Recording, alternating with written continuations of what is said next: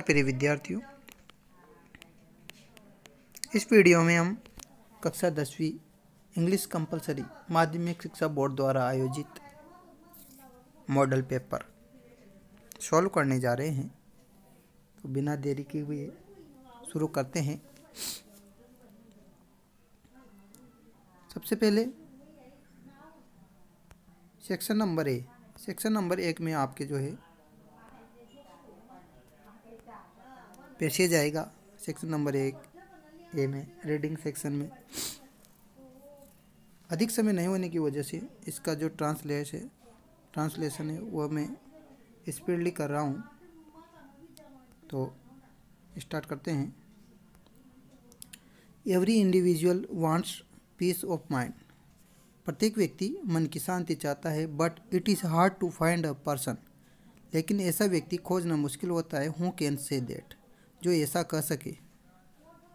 That कि he has attend such a state of mental equilibrium, जो ऐसा कह सके कि उसने मानसिक संतुलन की ऐसी स्थिति प्राप्त कर ली है। As well as will allow him to live a life of tranquility. Tranquility का मतलब होता है शांति से, जो उसे शांति का जीवन जीने की अनुमति देगा। Peace of mind is distance dream for all of us. Peace of mind is distance dream for all of us. जो मन की जो शांति है वो हम सभी के लिए एक दूर का सपना है, डिस्टेंस माइंड है। और what is the reason for this, इसका क्या कारण हो सकता है। द रीज़न इज़ दैट, इसका कारण यह है कि people hanker after ideal peace. जो लोग होते हैं वो आदर्श शांति के लिए लालायित होते हैं। That is pure peace a peace that, और जो शुद्ध जो शांति होती है वो एक ऐसी शांति होती है जो कि is free from the all kinds of non peace items. जो कि ऐसी शांति होती है जो सभी प्रकार की अशांत वस्तुओं से मुक्त है। सभी प्रकार की जो अशांत वस्तुएं हैं उन सभी वस्तुओं से वह मुक्त है। आगे है, but this kind of absolute peace is not in nature's store house. लेकिन इस तरह की परम शांति प्रकृति के भंडार में नहीं है। और let us take the analogy of the रोज़।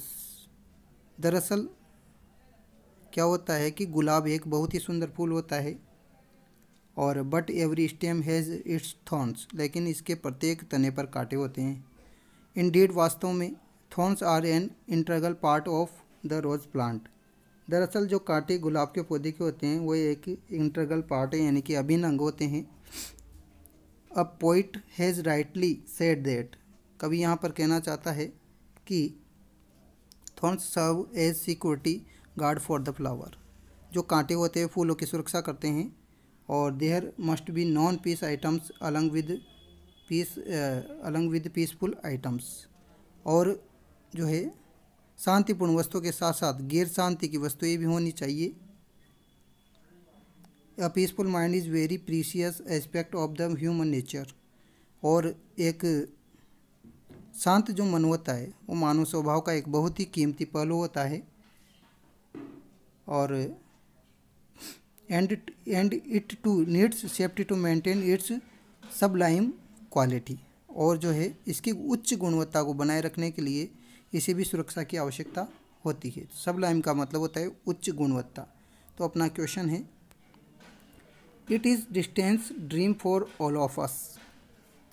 तो इसका आंसर क्या हो जाएगा, हम सभी के लिए कौन सी दूर शांति है, तो वो आ जाएगी peace of mind.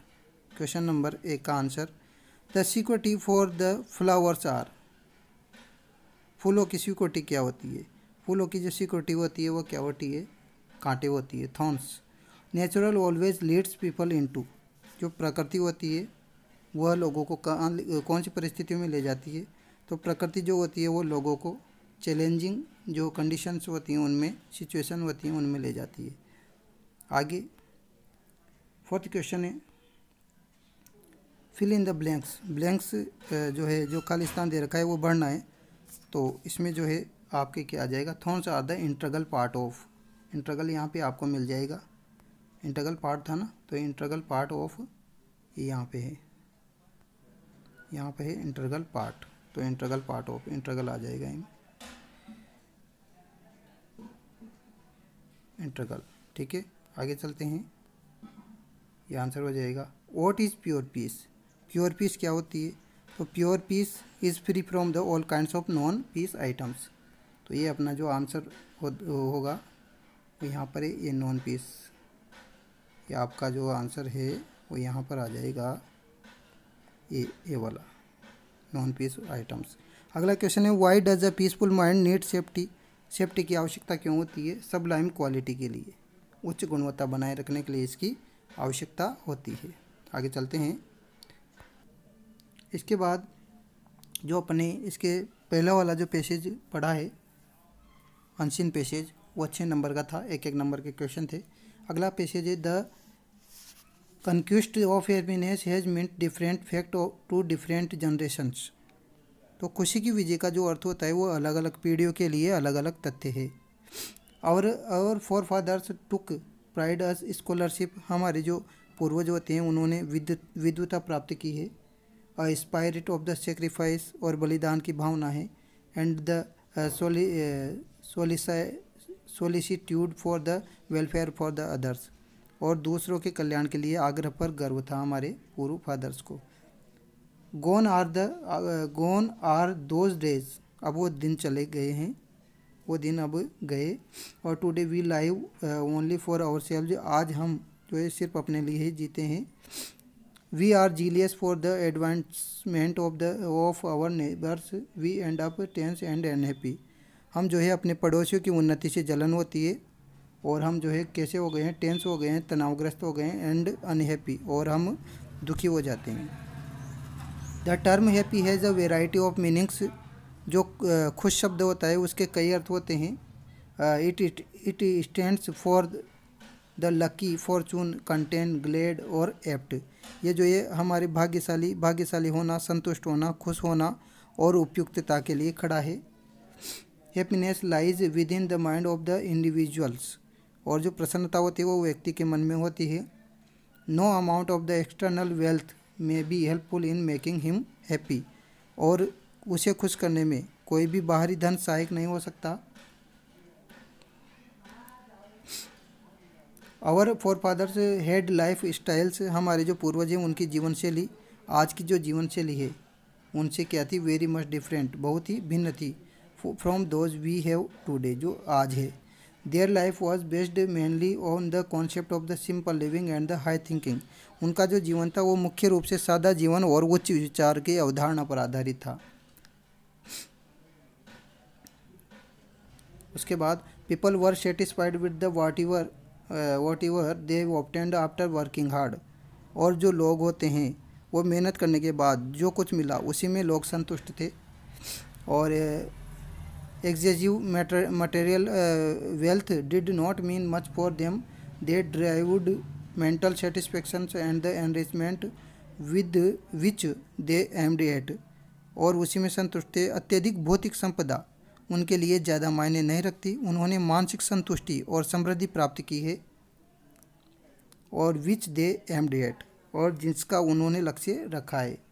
The structures framework of our forefathers families was different, हमारे जो पूर्वज थे उनके परिवारों का जो ढांचा है वो हमारे परिवार से बिल्कुल डिफरेंट था, अलग था। They lived a cohesive joint family structure, वे क्या करते थे? हमारे जो पूर्वज थे वे जो है एक संयुक्त परिवार के ढांचे में रहते थे। दे वर हैप्पियर देन अस, जहाँ पर हमसे ज़्यादा खुश थे। दे केयर्ड फॉर ईच अदर्स, और आपस में एक दूसरे की उनको परवाह थी। The sibling grew up with their cousins, जो सिबलिंग है मतलब जो भाई बहन है अपने चचेरे भाइयों के साथ बड़े हुए हैं। उसके बाद the bond of love which they share can not be easily found in the nuclear family of the day, और आज जो है प्यार का जो बंधन है वो साझा करते हैं उस दिन के एकल परिवार में आसानी से नहीं पाया जा सकता है। The family provided an emotional questioning effect against tension and the stress, और जो है परिवार ने तनाव और तनाव के खिलाफ एक भावनात्मक प्रभाव को जो है प्रदान किया है। हमारा जो क्वेश्चन है वो है our forefathers, our forefathers took pride, हमारे जो पूर्वज थे उनको किस पर गर्व था, हमारे पूर्वजों को कौन सी चीज़ पर गर्व था। Scholarships, spirit of sacrifice, welfare for the others and all of these. तो इसका आंसर हो जाएगा विद्वता पर आज हम अपने पड़ोसी के लिए कैसा महसूस करते हैं, हमारे पूर्वजों पर कैसा गर्व था। तो अपना आंसर क्या हो जाएगा, अपना आंसर हो जाएगा जो है उत्तर नंबर 1 विद्वता पर। How do we feel for our neighbours today, हम हमारे पड़ोसी के प्रति कैसा फील करते हैं आज। तो हमारे पड़ोसियों के प्रति हम जो है हम्बल फील करते हैं। हम हमारे जो पड़ोसी होते हैं उनके प्रति कैसा फील करते हैं, humble. Happiness lies within the of the individual, तो happiness lies within the क्या आ जाएगा बीच में, आप पैसेज में अच्छे तरीके से देखें। इसका आंसर क्या हो जाएगा, थर्ड का answer both, the concept of the simple living and the concept of the high thinking, दोनों ही चीज़ें थी, हाई थिंकिंग और सिंपल लिविंग। 5th नंबर का जो क्वेश्चन है इसमें क्या आ जाएगा, 5th नंबर का जो क्वेश्चन है can not be found in the nuclear family of the day, आज के दिन में कैसी फैमिली होती है। तो अपना जो आंसर हो जाएगा वो क्या हो जाएगा, answer number B, bond of love. यहाँ पर आया था provided the questions bond of love, ये वाली फैमिली हमारी nuclear family bond of love. तो अपना आंसर हो जाएगा bond of love. Fill in the blanks, blanks fill करना है। तो ये तो बहुत ही सिंपल है, 6 नंबर का क्वेश्चन है। तो पहले वाले में क्या आ जाएगा, the family provided and emotionals, है ना, इमोशनल ये यहाँ पर आ जाएगा। उसके बाद दूसरा है exchanging material did not mean for fathers, तो इसका आंसर क्या हो जाएगा, वेल्थ आ जाएगा। आप पैसेज में अच्छे से देख लें कहाँ पर है वेल्थ, पैसेज को देख लें, इसका आंसर क्या आ जाएगा, वेल्थ आ जाएगा। ठीक है, आगे चलते हैं, इसके आंसर्स हैं। उसके बाद ये क्वेश्चन है, ग्रामर का क्वेश्चन है, choose the correct form of the verbs, correct form of the verbs choose करनी है। तो इसमें आपको जो है क्या पहचान आ रही है, इसमें आपके पास क्या आ रहा है, नाउ आ रहा है, क्या आ रहा है आपके पास, नाउ। तो नाउ आ रहा है तो क्या आ जाएगा, नाउ किसकी पहचान है, प्रेजेंट कंटिन्यूस की पहचान है। प्रेजेंट कंटिन्यूस की हेल्पिंग वर्ब क्या होती है, इज, एम और आर प्लस वर्ब की फर्स्ट फॉर्म प्लस ING। ठीक है, तो कौन सी आ जाएगी, आई आ रहा है तो क्या आ जाएगा, एम रीडिंग। ठीक है, आगे चलते हैं। She writes a poems of सोफार, सोफार किसकी पहचान है, सोफार प्रेजेंट कंटिन्यूस की पहचान है, किसकी पहचान है, प्रेजेंट कंटिन्यूस की पहचान है। तो प्रेजेंट कंटिन्यूस की पहचान में हेल्पिंग वर्ब क्या आती है, हैज़, हैव प्लस वर्ब की थर्ड फॉर्म ये आती है। तो आंसर क्या हो जाएगा, हैज़ रिटर्न। आगे चलते हैं, 3rd नंबर का question, he get a prize of 10 days ago, क्या पहचान आ रही है, अगो। अगो किसकी पहचान है, अगो जो पहचान है वो किसकी है, पास्ट इंडेफिनिट की, पास्ट इंडेफिनिट की पहचान है, पास्ट इंडेफिनिट की पहचान है। तो पास्ट इंडेफिनिट की के अफर्मेटिव सेंटेंस में क्या आता है, वर्ब की सेकंड फॉर्म, जो अफर्मेटिव सेंटेंस होता है। और सेंटेंस ये कौन सा है, अफर्मेटिव, तो वर्ब की सेकंड फॉर्म क्या आ जाएगी, गोट आ जाएगी। ठीक है, आगे चलते हैं।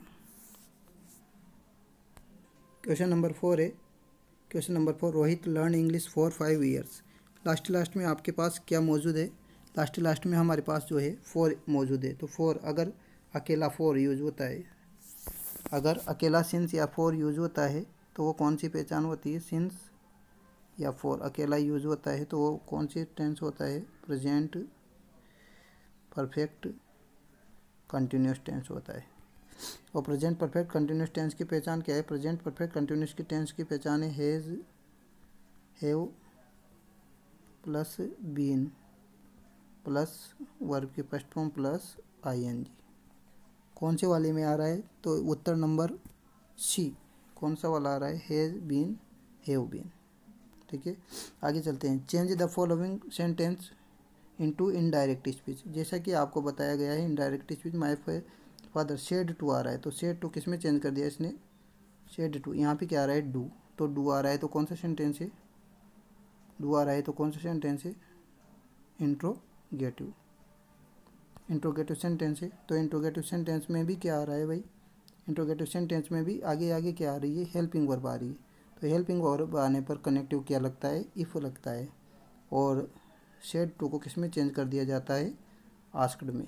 ठीक है, कनेक्टिव इफ़ लगा दिया जाएगा, बाकी सेंटेंस को कैसे लिखा जाएगा, पॉजिटिव में, मतलब आगे आगे क्या आएगा, सब्जेक्ट आएगा। तो चेंज करें, तो इसने कर रखा है माय फादर आस्क्ड, तो सेड टू तो किस में चेंज हो गया, आस्क्ड में, मी आ गया। और जो है कनेक्टिव ये जो कोमाज है ये इसको हटा दिया गया है और क्या जोड़ दिया गया है, इफ़। बाकी इसको चेंज करना है, यू कौन सा पर्सन है, सेकंड पर्सन किसके अनुसार चेंज होता है, इसका पैटर्न होता है सन बटे 1 2 3। तो जो सेकंड पर्सन होता है वो ऑब्जेक्ट के अनुसार चेंज होता है। ऑब्जेक्ट क्या आ रहा है, मी, तो मी के अकॉर्डिंग सब्जेक्ट का रूप क्या बनेगा, मी किसका रूप है, आएगा। तो क्या लिख दिया यहाँ पर, आई।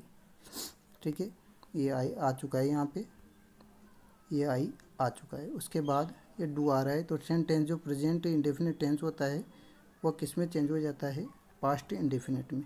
मतलब वर्ब की फर्स्ट फॉर्म होगी तो किस में चेंज हो जाएगी, वर्ब की सेकंड फॉर्म में। तो लीव का क्या कर दिया यहाँ पे, लीव्ड। बाकी यहाँ पे दिस आ रहा है, तो दिस टाइम संबंधी परिवर्तन हो गया, दिस का क्या हो गया, डेट हो गया। ठीक है, आगे चलते हैं। क्वेश्चन नंबर सेकंड है, he said to me please, please आ रहा है तो इम्पेरेटिव सेंटेंस है। इम्पेरेटिव सेंटेंस की कनेक्टिव क्या होता है, टू होता है। ठीक है, क्या कर रहा है यहाँ पे, ये सेड टू है, तो सेड टू में अगर बात करें तो सेड टू को किस में चेंज कर देंगे, रिक्वेस्ट में, क्योंकि ये प्लीज़ कर रहा है तो प्लीज़ मीन्स कृपया, तो रिक्वेस्ट ही कर रहा है, तो ही रिक्वेस्टेड मी और टू, उसके बाद क्या लिख देंगे, टू ब्रिंग मी को चेंज कर देंगे, आई मी माई, कौन सा है, कौन से नंबर का है, दूसरे नंबर का है। इसी प्रकार से मी फर्स्ट पर्सन है तो किसके अनुसार चेंज हो जाएगा, ही के अनुसार, तो ही के अकॉर्डिंग क्या बन जाएगा, ही हिम हिज, तो दूसरे नंबर का क्या बन गया, हिम। ठीक है, ग्लास ऑफ वाटर। आगे देखिए, 5th नंबर का क्वेश्चन है, combine the following pairs of the sentence, whom में चेंज किया है यहाँ पे, the boy his mind, you met him, we you met him, ये वाला क्वेश्चन है। तो द बॉय, ये आगे यहाँ पे सब्जेक्ट, होम का नियम क्या कहता है, होम का नियम कहता है इधर पर्सन होना चाहिए और इधर प्लस पर्सन होना चाहिए, तो इन दोनों के बीच में किसका यूज़ कर दिया जाता है, होम का यूज़ कर दिया जाता है। तो देखें आप लोग, यहाँ पर इसने यूज़ कर रखा है यहाँ पे द बॉय, बॉय के बाद और यू के बीच में होम का यूज़ कर दिया। बाकी जो बॉय के बाद वाला जो मैटर बचा ये लास्ट में आ जाता है, इस मैट के बाद लास्ट में आ जाएगा। बाकी हिम की बात रही तो हिम किसके लिए यूज़ हुआ, बॉय के लिए, तो बॉय का तो यूज़ हो ही चुका है यहाँ पे, तो हिम को हटा दिया जाएगा। आगे देखें, अगला क्वेश्चन है, we now a lot of boys, we now a lot of boys they play hero, किसका यूज़ करना है, हूँ का। तो हूँ का नियम क्या कहता है, आगे आगे क्या आएगा भाई, आगे आएगा पर्सन के बाद किसका यूज़ किया जाता है, हूँ का। हूँ के बाद क्या हो सकती है, हेल्पिंग वर्ब हो सकती है या मेन वर्ब हो सकती है, तो पर्सन के जस्ट बाद ही हूँ का यूज़ कर दिया जाएगा। तो यहाँ पे देखें, यहाँ पे दे रखा है इसने, we now a lot of boys. अब we now a lot of boys जो संज्ञा जो नाउन है ये यहाँ पर आ चुका है, पर्सन के जस्ट बाद क्या लगा दिया, हूँ। ठीक है, हूँ लगाने के बाद जो दे है, दे किसके लिए यूज हुआ था, बॉयज़ के लिए, तो इसको क्या कर दिया, हटा दिया। बाकी क्या बचा, play a hero, play here. ठीक है, ये बन जाएगा। आगे चलते हैं, change the following sentence into the passive voice, passive voice में ऐड करना है, तो पैसिव वॉइस में ऐड करते हैं। चलो, स्टॉप मेकिंग अ नॉइस, तो स्टॉप मेकिंग अ नॉइस ये कौन सा सेंटेंस है, इम्पेरेटिव। इम्पेरेटिव सेंटेंस का नियम कहता है अगर सेंटेंस किससे शुरुआत हो रही हो, फर्स्ट फॉर्म से, तो उसमें क्या कर देते हैं अपन, उसमें कर देते हैं यू आर रिक्वेस्टेड टू, क्या कर देते हैं, यू आर रिक्वेस्टेड टू, तो इसने यू आर रिक्वेस्टेड टू, ठीक है, या ऑर्डर्ड कर दिया इसने, कोई दिक्कत वाली बात नहीं है, रिक्वेस्टेड भी चल जाएगा इसमें, है ना। तो ऑर्डर यहाँ पे स्टॉप मेकिंग, आवाज़ बंद करने के लिए कहा जा रहा है तो ऑर्डर भी दे रहा है तो ऑर्डर भी हो जाएगा, और रिक्वेस्टेड करना चाहें तो रिक्वेस्टेड हो जाएगा, रिक्वेस्टेड, उसके बाद बाकी वे का वही आ जाएगा, to stop making a noise. उसके बाद अगला वाला सेंटेंस है, देखिए, I wrote the letter in English, तो सबसे पहले क्या आ जाएगा, सबसे पहले ऑब्जेक्ट आ जाएगा, ऑब्जेक्ट क्या है, इंग्लिश, है ना, और द लेटर ये भी क्या है, ऑब्जेक्ट है, तो दोनों ऑब्जेक्ट है। तो आप क्या करेंगे, सबसे पहले जो मेन वर्ब के जस्ट बाद वाला होता है उसी के अकॉर्डिंग लिखें, वहाँ गलती होने की संभावना नहीं रहती है। तो रोट के जस्ट बाद क्या दे रखा है इसने, लेटर, तो द लेटर से शुरुआत करें, द लेटर और उसके बाद क्या आ रहा है यहाँ पे रोट। रोट कौन सी फॉर्म है, वर्ब की सेकंड फॉर्म, जो किस में चेंज हो जाती है, ओज वर। ये तो एक्टिव वॉइस में रहता है वर्ब की सेकंड फॉर्म, और ये पैसिव वॉइस में क्या हो जाती है, ओज वर। और हमेशा वर्ब की पैसिव वॉइस में कौन सी फॉर्म आती है, थर्ड फॉर्म आती है। उसके बाद तो द लेटर ओज और रिटर्न, राइट की क्या होगी, रिटर्न। और बाकी रिटर्न मेन वर्ब के जस्ट बाद कौन सा मैटर बचा, इन इंग्लिश बचा ना, तो यहाँ पे ऐड कर देंगे। उसके बाद आई किस में कन्वर्ट हो जाएगा, किससे जुड़ जाएगा, बाय के द्वारा। आई का क्या हो जाएगा, बाय मी। आई का हो जाएगा बाय मी। ठीक है, आगे चलते हैं। फ्रेमिंग क्वेश्चन बनाना है आपको। 7th नंबर का जो क्वेश्चन आएगा आपके, फ्रेमिंग क्वेश्चन किस टाइप से आएगा, देखो। Yes I took your book. सबसे पहले तो आपको ये पता लगाना है कि जो ये आपको दे रखा है सेंटेंस, इसमें यस से दे रहा है, यस या नो से अगर क्वेश्चन देता है तो 100% क्वेश्चन किससे बनना है, हेल्पिंग वर्ब से बनना है। ठीक है, हेल्पिंग वर्ब से क्वेश्चन बनना है। अब बात करते हैं इसमें हेल्पिंग वर्ब पहचान करने की। यहाँ पे क्या दे रखा है, टुक, टेक, टुक और टेकन। तो ये टुक कौन सी फॉर्म आ गई, टुक आ गई सेकंड फॉर्म। सेकंड फॉर्म किस में आती है, पास्ट इंडेफिनिट में, पास्ट इंडेफिनिट में।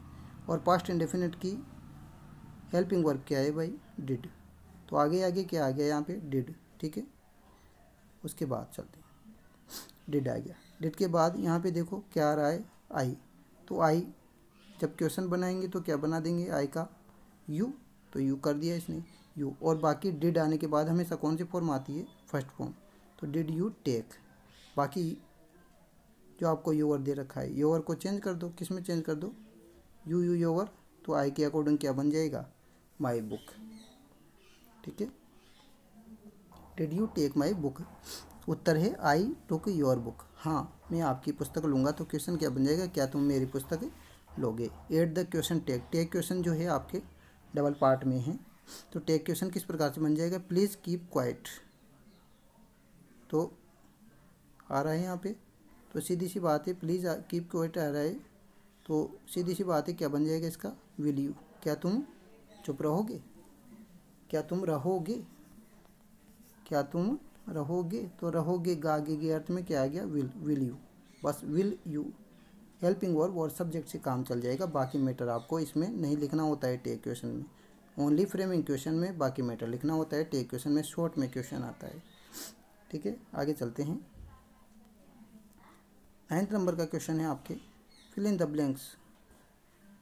It was raining I ploughing the field. While आएगा या वहन आएगा, तो इसमें दे रखा है वाहिल। वाहिल क्यों आएगा भाई, दोनों काम क्या हो रहे हैं, एक साथ हो रहे हैं। इधर भी वॉज प्लोविंग है और इधर भी वॉज रनिंग है। तो वॉज रनिंग दोनों काम अगर दोनों तरफ एक ही वर्ब है तो किसका यूज कर दिया जाता है, वाहिल का यूज कर दिया जाता है। वेन का यूज कब होता, वेन का यूज जब होता है जब एक तरफ तो सेकंड फॉर्म होती है और दूसरी तरफ वॉज वर्ब प्लस वर्ब की फर्स्ट फॉर्म प्लस आईएनजी होती है। ठीक है, और वाहिल का यूज जब दोनों तरफ एक ही काम हो रहा है ना, समान समय पर हो रहा है, इस वजह से वाहिल का यूज किया गया है। अगला है ही मेड ऑल एफर्ट्स। उसने पूरे प्रयास लगा लिए। He could not find the purse. तो किसका यूज कर दिया जाएगा, एट का यूज कर दिया जाएगा या फिर सो का यूज कर दिया जाएगा। तो आंसर है एट। एट का मतलब होता है फिर भी, मतलब उसने बहुत प्रयास किया फिर भी वो सफल, फिर भी वो अपना पर्स नहीं खोज पाया। फिर भी, तो फिर भी अर्थ में। तो कभी कभी सेंटेंस को हिंदी करके, हिंदी ट्रांसलेट करके आप उनको आसानी से कर सकते हो। आगे चलते हैं। अर्चित, अर्चित एंड अर्चिता, ये दोनों जो है नाउन आ चुके हैं यहाँ। तो दोनों नाउन आगे, तो सीधी सी बात है अर्चित और अर्चिता। तो बीच में किसका यूज कर दिया जाएगा, एंड का, अर्चित और अर्चिता। ठीक है, आगे चलते हैं।